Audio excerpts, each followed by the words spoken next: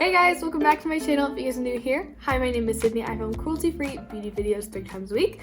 So today's video is going to be all about how to start a project pan. So I tried project panning for the first time this year and it was such, I feel like I want to say incredible, but I feel like that's also being super dramatic because sometimes it was so incredibly frustrating. It was a learning experience, let's go with that. But I thought it would be fun to film this kind of video for anyone who was looking to start a project pan in the new year. This should be going up I think like December 28th or 29th. So just in time to get one started up for the new year, but I wanted to create this as a helpful resource for anyone who's looking to get into project panning. And honestly, I'm sure these videos were out there when I started project panning, but I really wish I would have watched some more of them. So I'm gonna stop blabbering and let's get into it.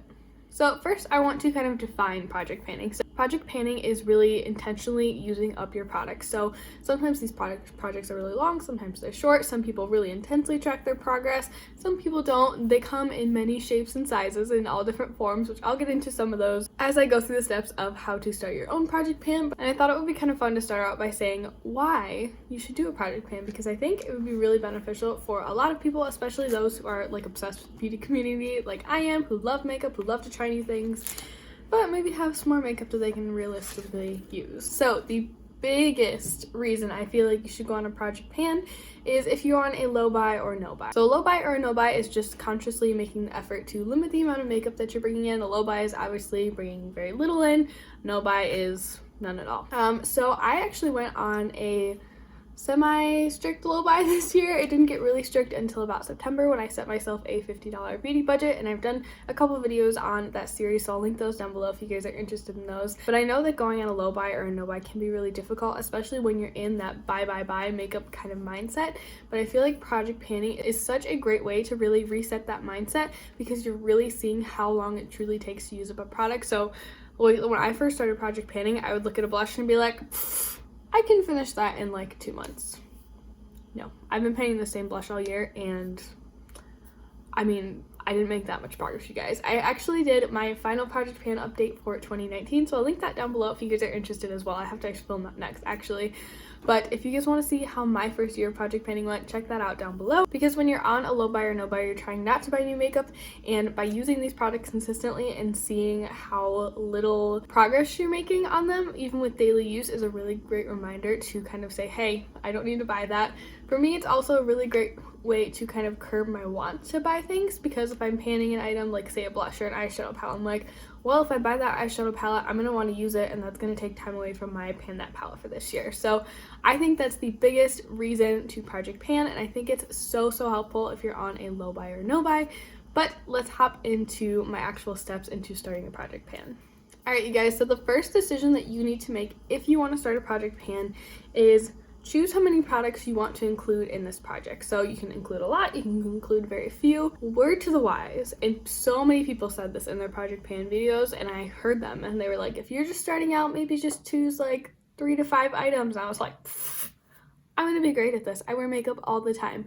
So in my first project pan, I started out with 19 products. And you guys, go watch my finale video, but I'm ending it with 5, which is absolutely crazy. That's like almost a quarter of what I started with. So you can start out with a lot if you want, but it can be overwhelming to keep track of all that, and you might get frustrated because you're not really seeing a ton of progress when you have that many products in a project. Another thing to consider is how much makeup you wear on a daily basis. So if your everyday routine really just consists of 5 products, it's probably not a great idea to include 15 in your project pan, because the items that you put in your project pan are going to be items that you will probably want to use on a daily or almost daily basis to really see that progress.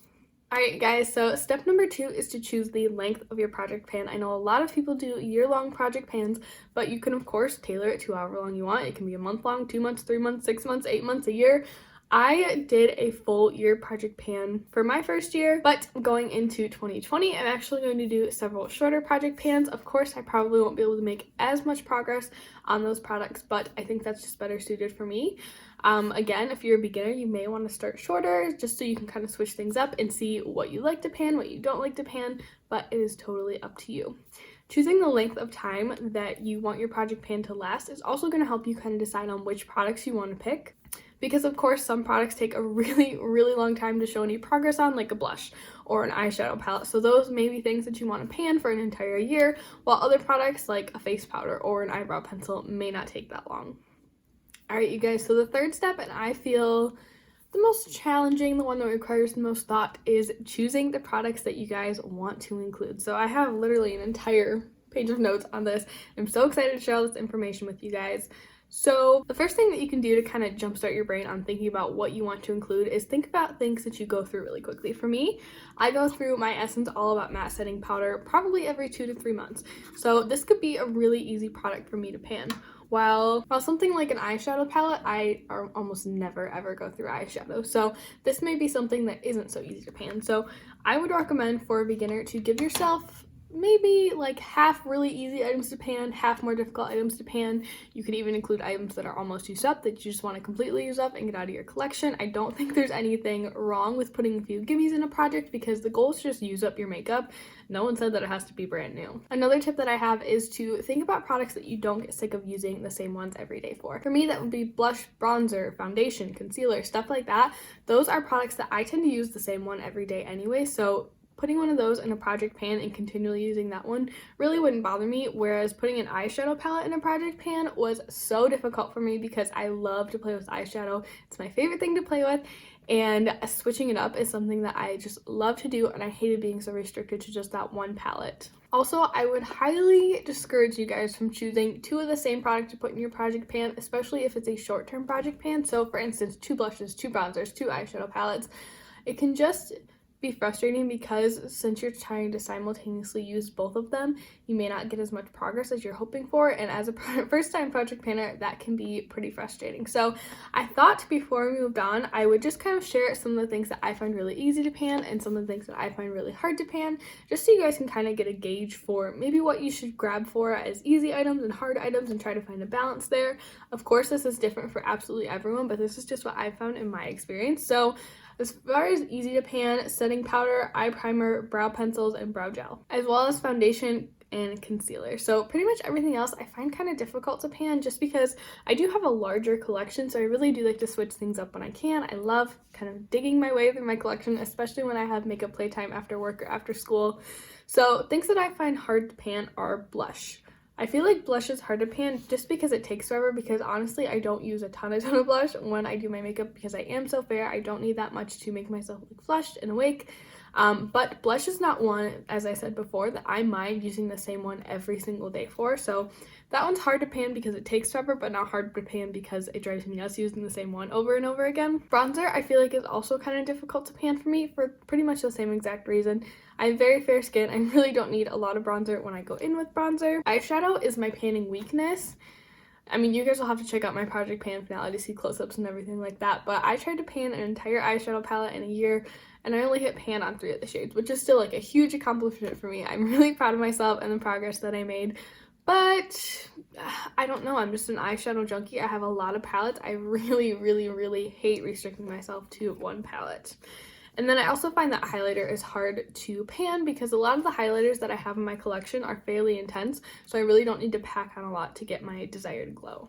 So the final decision that you guys should make before you start your project pan is to decide whether or not it's going to be a rolling project pan. So when a project pan is rolling, it simply means that when you use up a product, you just bring in a new product to replace it. It doesn't have to be the same kind of product, the same brand, anything like that. You just roll in whatever you feel like you can use up and that you're wanting to use up. So to wrap this video up, I did want to share some tips with you guys for starting your first project pan. So the first tip is to set goals for your product. So I set goals at the beginning of my projects, but I'm not that great at setting goals like month to month, especially in my update videos. I just get distracted by everything else going on around me.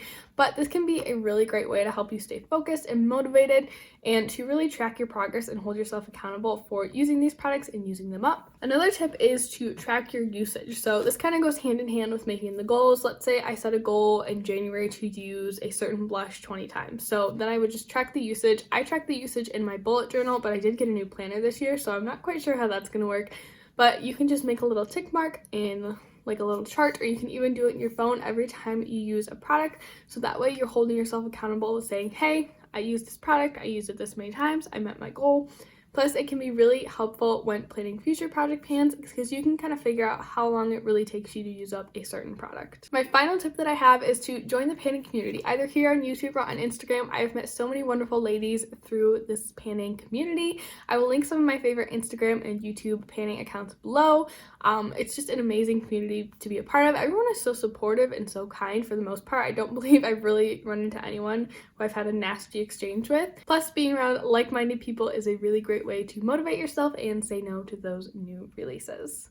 So that's gonna wrap this video up, you guys. I really hope that it was helpful. I feel like I'm a little bit rusty. I feel like I haven't filmed in a while and I'm just like all over the place. But I really hope that this was helpful and that you guys enjoyed it. If you're starting a project pan in 2020, leave me like 5 products that you want to glue and blow, or like leave me your goals. Like, do you want a pan makeup, or do you just want to like hit pan? I'm more of like a hit pan kind of girl. Like, I feel super accomplished if I just hit pan on a powder product. I don't have to completely use it up. But some of the project panners that I follow, they're like, no, we're gonna use this up, which I think is so awesome, and I seriously applaud them. I'm not quite on their level yet, but thank you so much for watching, and I'll see you guys in my next video. Bye. Oh, you guys, I am driving the Hot Mess Express today. I am not adulting well at all. But look at how cute this mug is. It says stay at home dog mom. I love it so much. Alright, now let's get into the video.